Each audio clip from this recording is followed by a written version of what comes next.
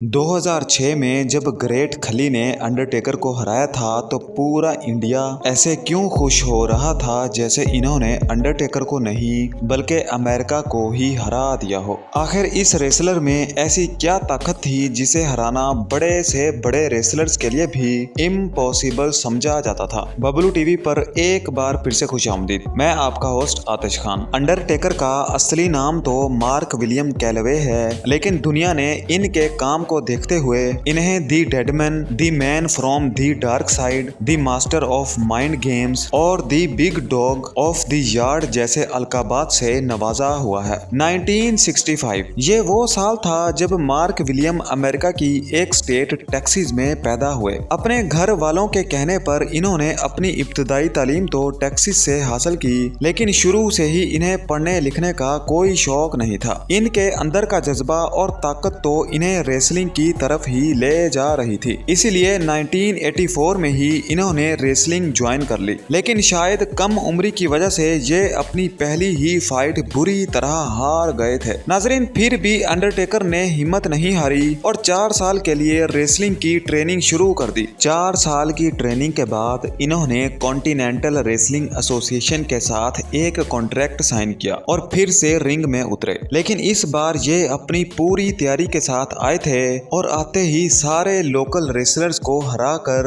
1989 में unified world heavyweight championship अपने नाम कर ली। लेकिन बात सिर्फ यहीं तक ही नहीं रुकी। इसके बाद भी 1990 में अंडरटेकर ने WWF के साथ एक कॉन्ट्रैक्ट साइन किया और आते ही मशहूर रेसलर टकबॉट, जिमी शोका और हल्क होगन को हराकर अपना नाम पैदा कर लिया। ये रेसलिंग की दुनिया के वो वाहिद खिलाड़ी हैं जिन्होंने 22 महीनों तक कोई मैच नहीं हारा, लेकिन शान माइकल से हर बार हार जाते थे और बस इसी बात का इन्हें बहुत दुख भी रहा। लेकिन आखिरकार रेसलमेनिया 25 में इन्होंने शान माइकल को हरा कर हमेशा हमेशा के लिए इसका गरूर भी खाक में मिला कर रख दिया था और इसी के साथ रेसलमेनिया में लगातार 21 मैचेस जीतने का रिकॉर्ड भी इनका कोई नहीं तोड़ पाया। लेकिन जाहिर सी बात है, हर अरूज को जवाल तो एक ना एक दिन आता ही है। 1990 से 2005 तक इनका कैरियर अरूज पर था, लेकिन 2006 में ग्रेट खली जैसे खिलाड़ियों की आमद ने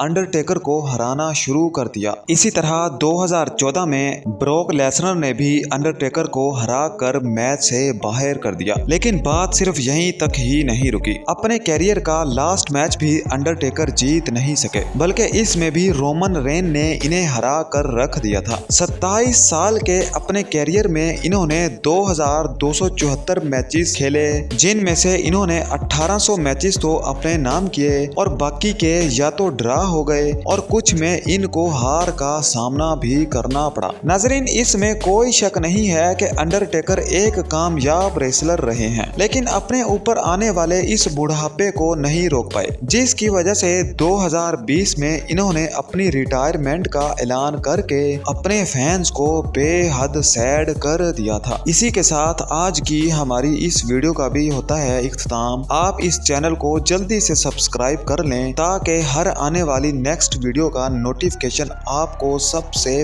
पहले मिल सके।